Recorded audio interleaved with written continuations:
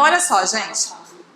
Continuando, né, como a gente já viu anteriormente, nós temos algumas doenças sistêmicas e algumas condições sistêmicas que contribuem para o agravo e para o aumento da extensão das doenças periodontais, como, por exemplo, diabetes, né? E na via contrária, a infecção periodontal, ou seja, as bactérias que estão na placa e no cálculo, né? E o que elas fazem na nossa boca, a resposta que elas induzem o hospedeiro a ter, imune, inflamatória, podem trazer consequências sistêmicas negativas para um paciente com periodontite, né? Então, acho que das mais clássicas que nós temos, tem diabetes, né, via de mão dupla, então a diabetes influenciando a periodontite influenciando a diabetes, e as doenças cardiovasculares, né? Então, olha só, quando a gente fala do histórico, né, tinha uma crença que as doenças que afetam a boca, como a doença periodontal, podiam ter efeito no resto do corpo, né? Então, esse conceito que liga doença sistêmica e periodontite podia ser visto desde muito tempo, né? Tanto historicamente falando, quanto quando a gente fala de história de medicina. Então, olha só, falando de periodontite como risco para doença cardiovascular, alguém lembra dessa, que a gente costuma falar, plausibilidade biológica? Ou não? O que torna plausível associar, o que acontece biologicamente num paciente que tem periodontite que permite uma alteração cardiovascular? Não, o que a periodontite... Então, mas o que a periodontite tem que pode contribuir para a formação da placa de ateroma? Haha, esqueci, né? Quero saber de mais nada, vamos embora. Então tá. Também, bactéria também. Então, olha só. Quando a gente fala de doenças cardiovasculares, geralmente elas são alterações, né, na circulação do sistema cardiovascular, que estão associadas à formação de placa de ateroma, né? E aí a gente tem algumas coisas presentes na periodontite que influenciam a formação da placa de ateroma. Mas a gente fala já. Então, pioneiro nessa vertente da medicina periodontal foi Matila, lá na década de 1980, que eu e sua sogra, a gente já era nascida, né? Então, vendo a associação positiva entre a saúde dental deficiente e o infarto agudo do miocárdio, ou seja, quanto pior a condição periodontal do paciente, né, mais eventos de infarto a gente podia observar nesses pacientes. E a associação era independente de qualquer outro fator de risco para o ataque cardíaco. Então, eles controlaram isso para idade, para colesterol, HDL, enfim, hipertensão, diabetes, tabagismo. Por quê? Para saber se realmente o responsável era a periodontite ou se tinha uma influência de um outro fator, né, confundidor. Então, o paciente com a doença periodontal, eles têm muitos fatores de risco comuns, né, com o paciente que tem doença cardiovascular. Por exemplo, alguém... Quê? Oi? Fator de risco comum da doença periodontal com paciente com doença cardiovascular. Então, ó, segundo a literatura, né, aumenta o risco dessas doenças com a idade, geralmente paciente sexo masculino, nível baixo socioeconômico, estresse e o tabagismo, né? Então, são fatores que são compartilhados de risco, que aumentam o risco a ambas doenças, quando a gente fala de doença periodontal e doença cardiovascular. Então, olha só, a base racional, né, que explica biologicamente a associação dessas duas patologias, tem uma série de fatores. Então, vamos lá. A infecção periodontal, primeiramente, ela promove bacteremia. O que é bacteremia?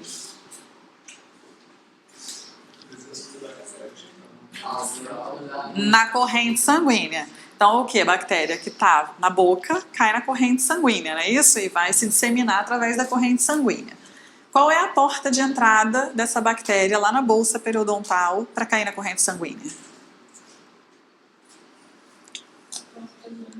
A porta de entrada é o epitélio cerado que a gente tem na parede da bolsa. Então, quando a gente não tem bolsa, quando a gente tem sulco, aquele epitélio do sulco, ele está íntegro. Quando a gente passa por uma condição de patologia, aquele epitélio passa a ter ulcerações. Então, favorece a entrada do periodonto patógeno na corrente sanguínea, tá? E aí a gente tem efeito na fisiologia vascular, tá? Então, muda uma série de coisas, mudam, né, umas coisas quando a gente fala de endotélio vascular. E aí a gente tem 4 vias propostas, né, para atuar, para explicar a plausibilidade da associação entre periodontite e doença cardiovascular. Então, olha lá. Primeiro, a gente tem o efeito bacteriano direto nas plaquetas.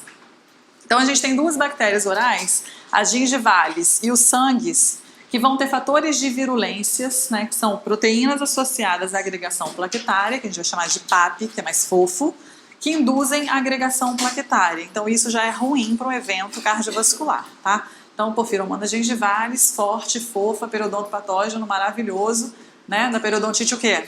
Mais associado. Qual? Crônica.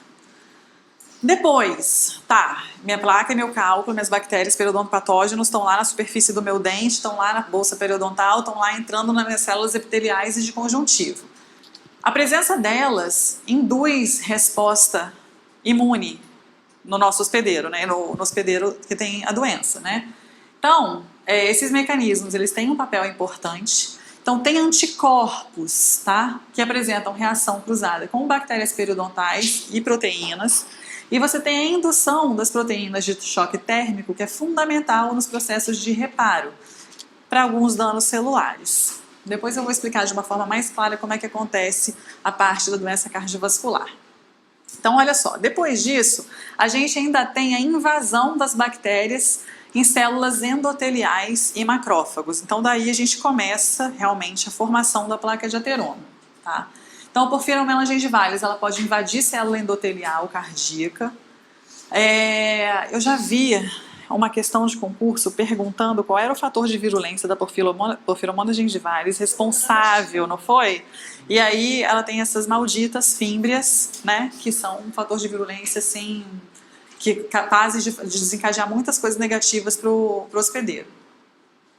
Além disso, já foram identificados patógenos orais nas placas de ateroma, tá?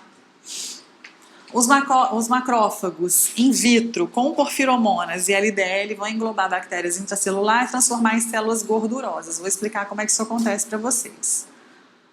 Então, vou explicar agora para vocês não se confundirem. Então, vejam só. Quando a gente tem um endotélio vascular, um vaso, né? Nossas células de defesa estão passando aqui, não estão? Não estão? Então tá. E aí, você tem uma disfunção endotelial que pode estar relacionada aos patógenos periodontais que causam disfunção endotelial, que tem o PAP, né? Enfim. E aí, alterações no endotélio vascular fazem a expressão de moléculas de adesão, beleza? Ok. Quando você tem a expressão de moléculas de adesão, isso recruta células de defesa para aquele lugar que está começando uma reação patológica, tá? Então vem os monócitos bonitinhos do sangue e aí eles vão começar a se aderir, né?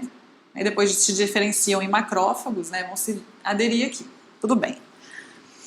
E o que eles vão fazer? Eles vão passar a migrar para o endotélio, para dentro das camadas do endotélio vascular, né? E vão passar para cá. Então, essa aqui é a parede do vaso. E eles vão começar a entrar aqui. Beleza.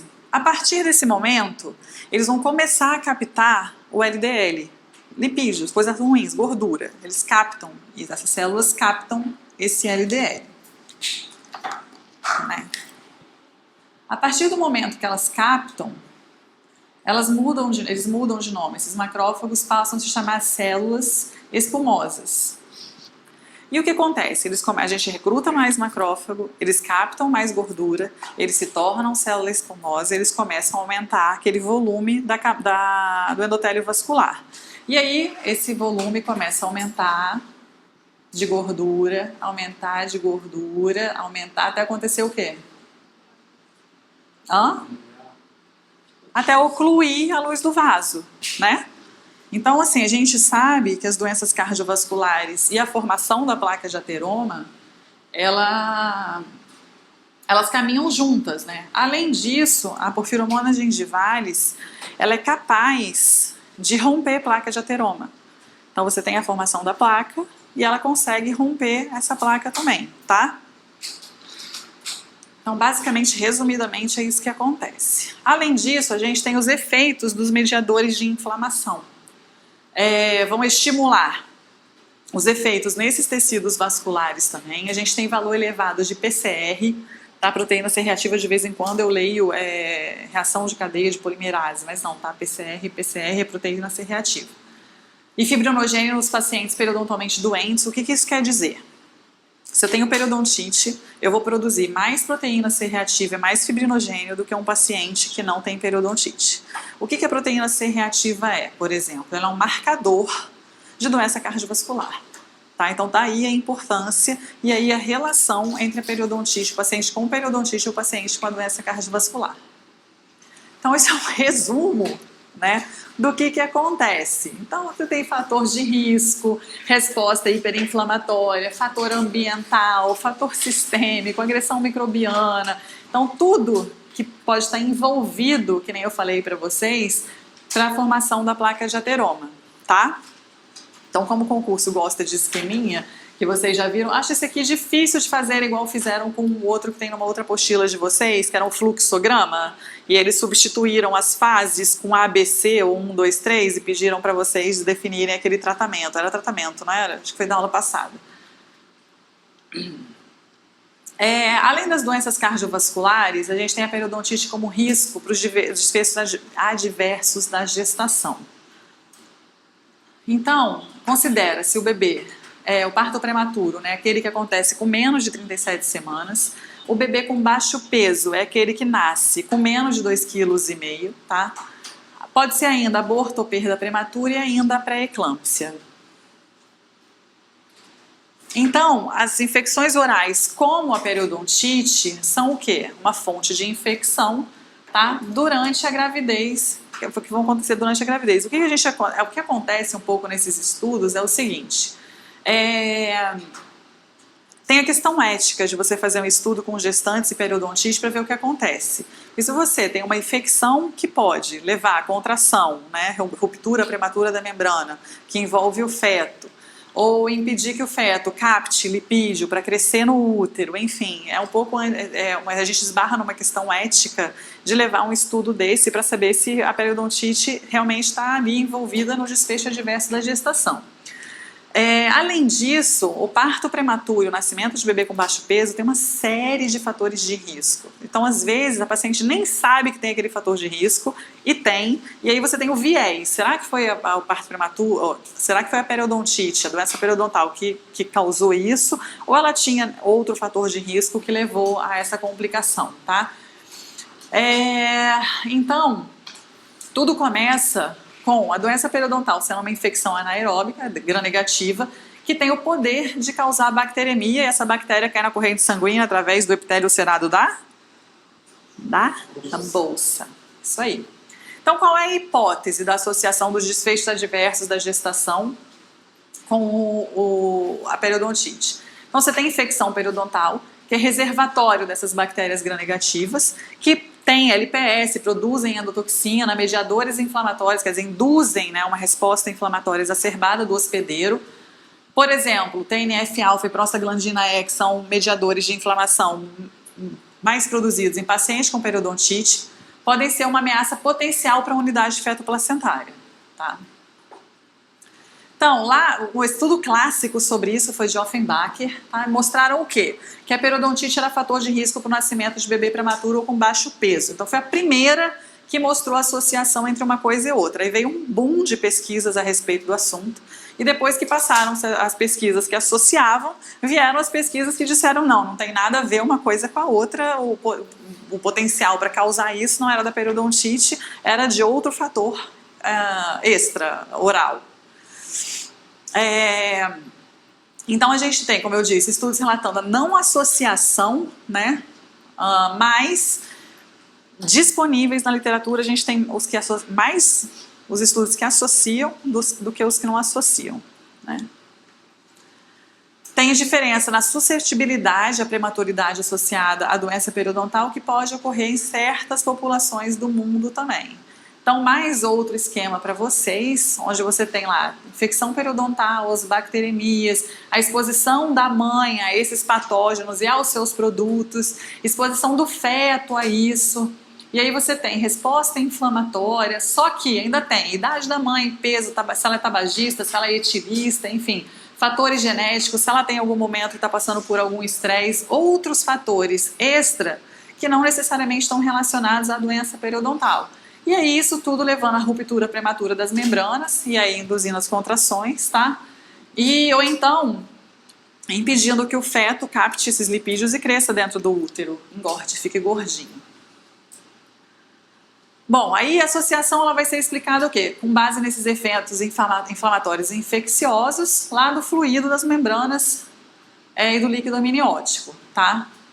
Tem ainda a vaginose bacteriana, tá? Que é uma infecção gram-negativa anaeróbia com liberação também de citocina pró-inflamatória, como interleucina 1-beta. Então a gente está vendo que tem uma coisa comum com a periodontite, né? Interleucina 1-beta, interleucina 6, TNF-alfa, que eles são o quê? Potentes indutores da síntese de prostaglandina que induz o parto prematuro. Então olha aí a associação. Paciente com periodontite, ele não produz mais interleucina 1-beta, interleucina 6, TNF-alfa e prostaglandina? Então olha aí a plausibilidade da associação, né? Você tem uma paciente que produz isso demais, podendo levar ao desfecho adverso. A microbiota encontrada na vaginose ela é semelhante à doença periodontal porque libera endotoxinas e enzimas que vão induzir essa resposta pró-inflamatória, tá? Então, se a gente for ver fluido gengival de mulheres que tiveram parto prematuro, tem aumento de prostaglandina. Então, olha que interessante. Quem tem parto prematuro tem mais prostaglandina, mulheres com periodontite têm mais prostaglandina. Então, aí a gente vai associando uma coisa com a outra. E aí elas tinham também maior gravidade da doença periodontal e mais placa subgengival. Então, olha que bonita a associação. Eu particularmente adoro esse tipo essa parte da periodontia, que é a medicina periodontal, né? A gente não tira isso do nada. E aí, segundo o livro de vocês, da bibliografia, a gente tem o seguinte: 2 mediadores de inflamação muito responsáveis por uma coisa ou outra. Então, se cair na banca lá de vocês, geralmente a prostaglandina E2 está associada à ruptura prematura da membrana, que envolve o feto, tá? Então causando contração intrauterina. E aí a gente tem interleucina 1 nesse meio, que aumenta a produção de prostaglandina E, enfim, mas a principal que a literatura associa à ruptura prematura de membrana é a prostaglandina E2. Já o TNF-alfa é o principal mediador de inflamação. Desculpa, esse daqui é ao parto prematuro, tá? E esse daqui ao nascimento de bebê com baixo peso. É o TNF-alfa. Por quê? Porque ele impede que o feto capte esses lipídios, tá? Então, com isso, ele não ganha o quê? Peso. Aí depois que nasce, depois que fica mais velha, se for mulher, ganha peso, não consegue perder nunca mais, né? Então, TNF-alfa responsável, mediador responsável pelo nascimento de bebê com baixo peso, e a prostaglandina E2, o principal responsável pelo parto prematuro, tá? Não que as mulheres com parto prematuro não produzam TNF-alfa e vice-versa, tá? Mas... Oi? Tumoral alfa. Não, tudo bem, mas ele... Por que ele causa... Porque ele impede uma coisa que a gente chama, se vocês quiserem anotar até aí, uma coisa que se chama caquexia, que é a captura de lipídios pelo feto. Então o feto, quando chega naquela partezinha de só engordar, não se desenvolver tanto mais, ele está impedido pelo aumento dos níveis de TNF-alfa de captar esses lipídios. E aí ele não engorda, né? Ele fica mais magrinho, ele tem baixo peso ao nascer. Tá? Entenderam?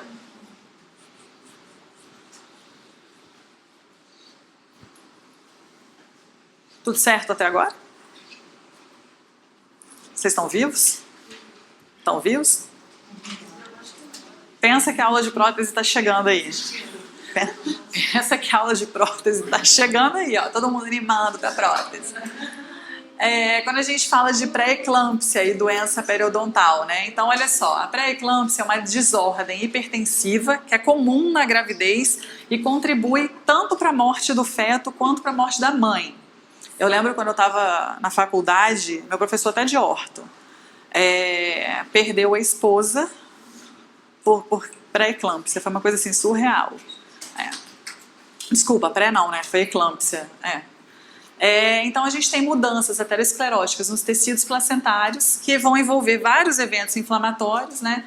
E vão iniciar esse desfecho ruim aí que é a pré-eclâmpsia.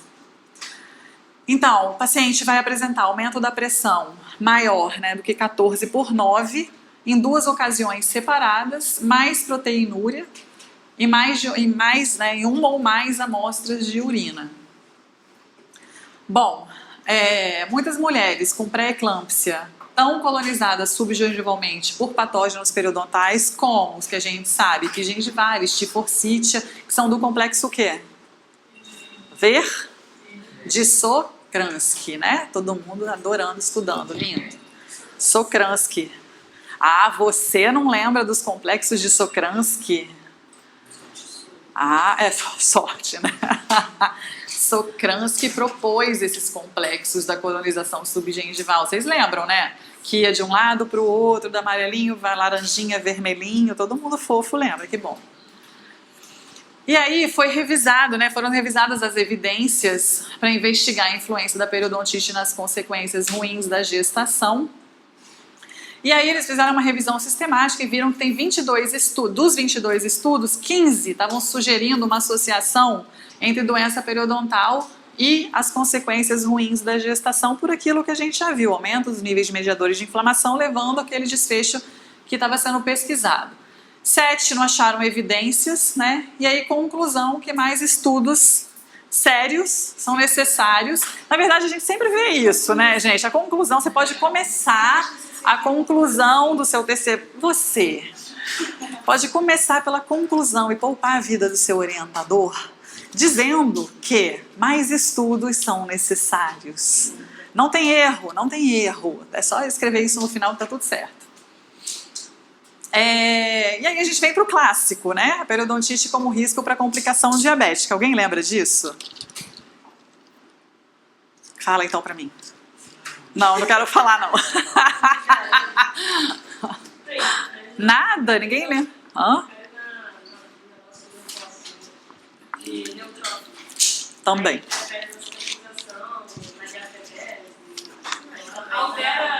Altera a função de um monte de coisa, fibroblasto, né? Tem uma série de repercussões negativas. Mas aí a gente está falando da diabetes na periodontite.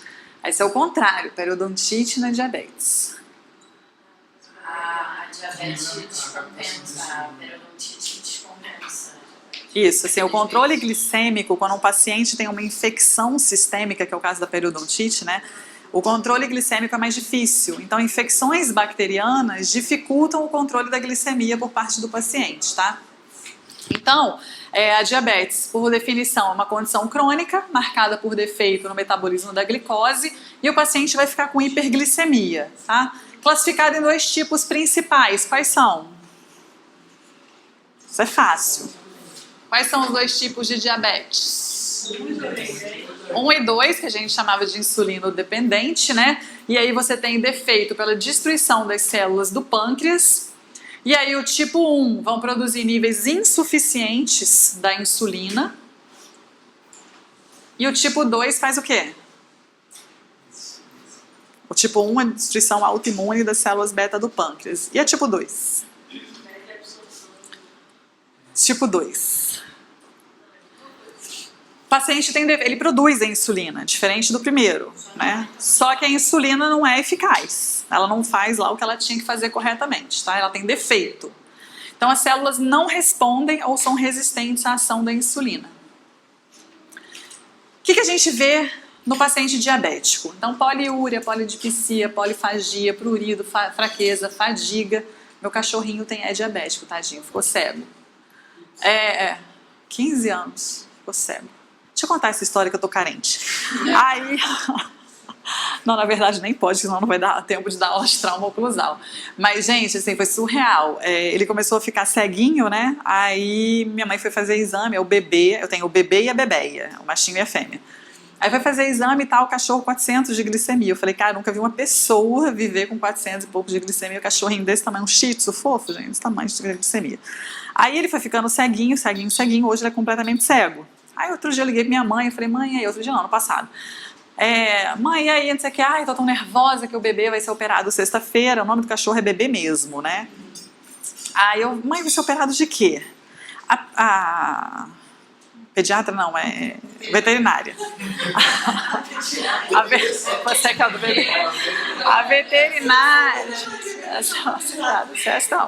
A pediatra. A veterinária sugeriu que fizessem amputação, exo dos olhos, sei lá como é que é. Esqueci o nome, tem um nome pra isso aí. Você tirar os 2 globos oculares. Aí eu falei, mãe, pelo amor de Deus. Aí ela, mas Monique, isso não é certo. Eu falei, mãe, pensa nas pessoas diabéticas, que é uma doença prevalente, né? A gente tem, sei lá, 20% da prevalência de pacientes diabéticos. Imagina se todo mundo, para tratar, assim, tivesse que tirar os olhos por causa da diabetes. Eu não tinha pensado nisso. Falei, mãe, o cachorro é diabético, a glicemia tá alta. Agora, hoje ele tem 15. 14, beleza? 14 velho, né? Então, o cachorro velho, pequeno, com a glicemia elevadíssima, para operar, para tirar os 2 olhos. Péssima, vai morrer. Eu falei, minha mãe, o bebê vai morrer. Não sei. Aí, beleza. Aí minha mãe falou assim, mas se ele estiver sentindo dor. Eu falei, mãe, o cachorro não fala, mas ele dá sinais de que tá doendo. Então ele vai chorar, vai ficar abatido, vai coçar o olho, vai bater com a cabeça na parede, sei lá, ele não vai viver normalmente, né? Eu falei, ele tem dado algum sinal de que mudou alguma coisa na vida dele, além dele não enxergar? Não. Eu falei, mãe, então não tá com dor, vai operar o cachorro, ele vai morrer. Aí, resultado, não operou o cachorro na pediatra dele.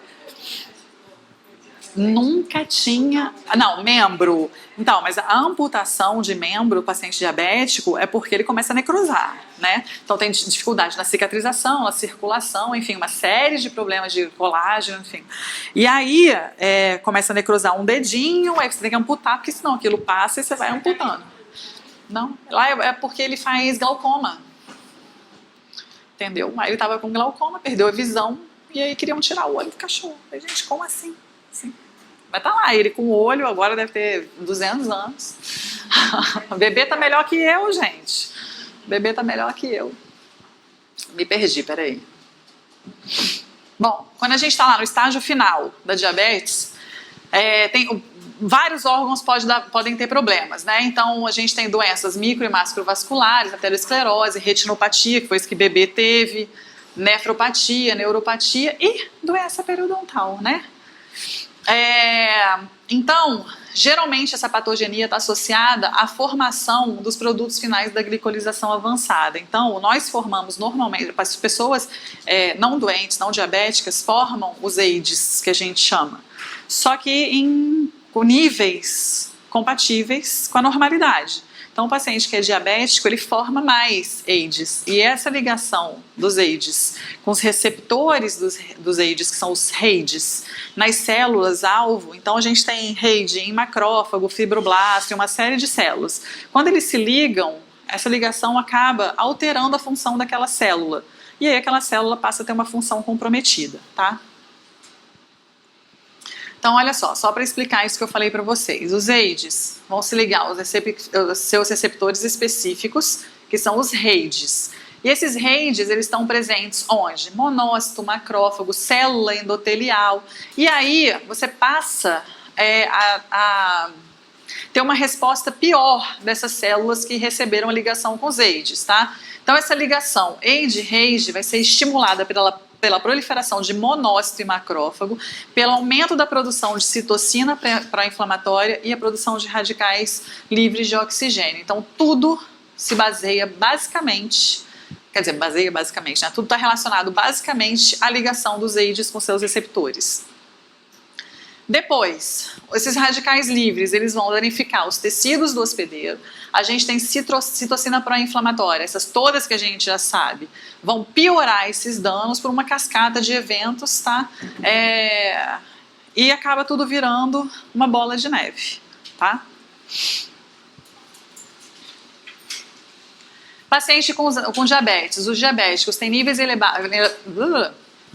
Pacientes diabéticos têm níveis elevados dos AIDs nos tecidos, incluindo os tecidos periodontais. Tem níveis séricos também no fluido gengival elevado de citocina pró-inflamatória, então o paciente hiperinflamado. Quando a gente vai olhar o periodonto desse paciente diabético, ele tem uma resposta exagerada à placa, né? Diferente do paciente que não é comprometido sistemicamente. Os monócitos dos pacientes diabéticos, quando são estimulados pelo LPS bacteriano, vão secretar concentrações maiores de citocina pró-inflamatória.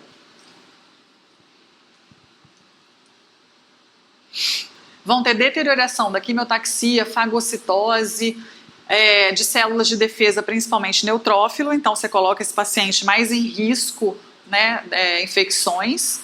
Aumenta o risco de complicações diabéticas também a periodontite pelo controle glicêmico deficiente, tá? Não, tem obstrutiva crônica aqui. Foi obstrutiva crônica ou renal? Foi crônica? Então a gente tem.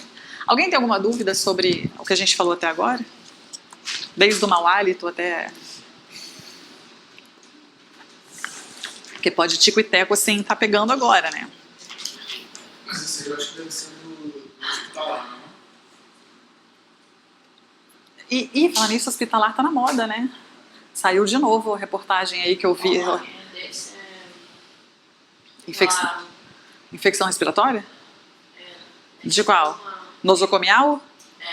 A pneumonia nosocomial? Não, saiu eu não sei se foi uma matéria ou uma pesquisa que falou que se você tiver um dentista na UTI, os casos de pneumonia nosocomial foram reduzidos a 0, né? E aí isso diminui custo de internação, enfim, você diminui tempo de internação do paciente, você diminui custo de internação do paciente, né, enfim. Então, além de tudo, a gente ainda tem periodontite como risco para infecção respiratória, né? Então, a gente tem populações de risco, pacientes com periodontite ou que têm a saúde oral deficiente pode estar associado à condição respiratória. Então, o paciente pode aspirar esses patógenos, né? Então, a pneumonia que é adquirida na comunidade é caracterizada por bactérias que residem na mucosa orofaríngea. E a pneumonia, que a gente estava falando agora, adquirida em hospital, é causada por bactérias de dentro do hospital ou ambientes de cuidados de saúde. A gente tem doença pulmonar obstrutiva crônica. É uma doença grave, comum, tá? Caracterizada por quê? Obstrução crônica do fluxo do ar, o paciente não consegue respirar direito, pela produção excessiva de escarro. Essa aula tá boa hoje, né? Eu acho que assim, às vezes que eu falei escarro na minha vida, foi só em aula mesmo, que é aquela palavra que dá ranço, né? A gente fala secreção, ou então, sei lá, tosse de cachorro, qualquer coisa assim, mas escarro mesmo, né? Por isso, credo.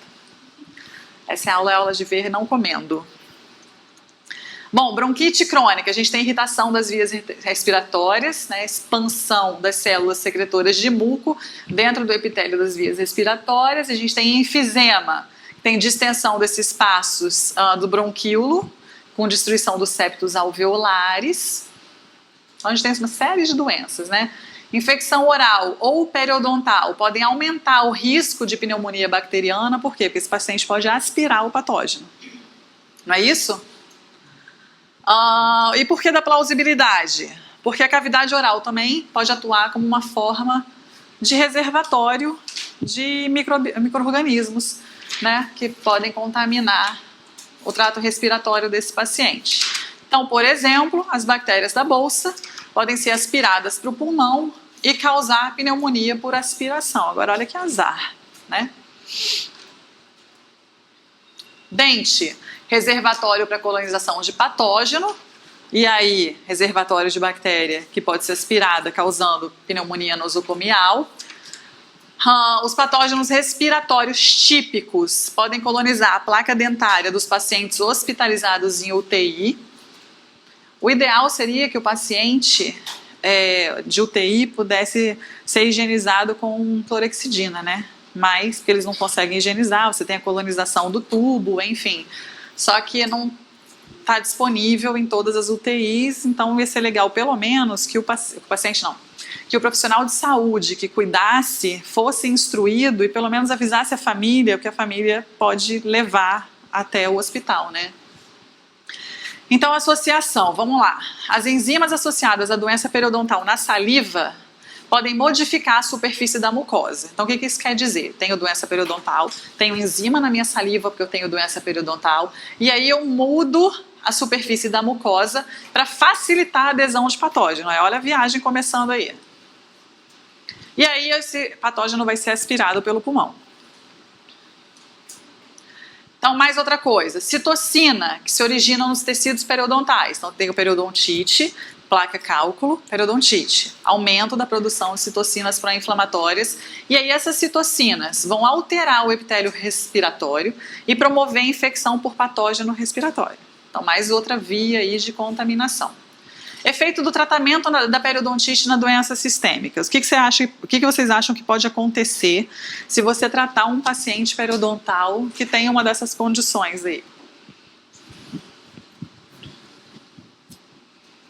Então, vamos lá. Eu tenho um paciente com diabetes, aí eu fiz o tratamento periodontal. O que vai acontecer? O que a gente acha que acontece com essa glicemia? Melhora, né? Então, vamos ver... pacientes com pneumonia nosocomial. Se a gente diminui os patógenos periodontais, você tem menos chances do paciente ter uma infecção das vias respiratórias. O que mais que a gente falou? Parto prematuro, bebê com baixo peso. Se a gente trata a gestante fica lá controlada com a doença periodontal. A gente diminui o risco dela ter um bebê com baixo peso ou um parto prematuro, não é isso? Então, olha lá. Se você tratar a periodontite, você previne o início ou reduz a gravidade dessas complicações sistêmicas? Será? Resposta perfeita. Mas estudos precisam ser feitos, né? Olha lá, a evidência que a gente tem em pacientes, né, demonstrando os efeitos benéficos da nossa terapia periodontal é limitada, né, até o momento, e mais estudos são necessários, né. Então, pacientes que a gente trata com raspagem e alisamento, eles têm significativa redução dos níveis de marcadores de doença cardiovascular. O que isso quer dizer? Se eu tenho periodontite, eu tenho mais PCR e mais fibrinogênio. Se eu trato minha periodontite, eu diminuo o meu nível de PCR e fibrinogênio, que são marcadores de doença cardiovascular. Foi isso que ele quis dizer aqui.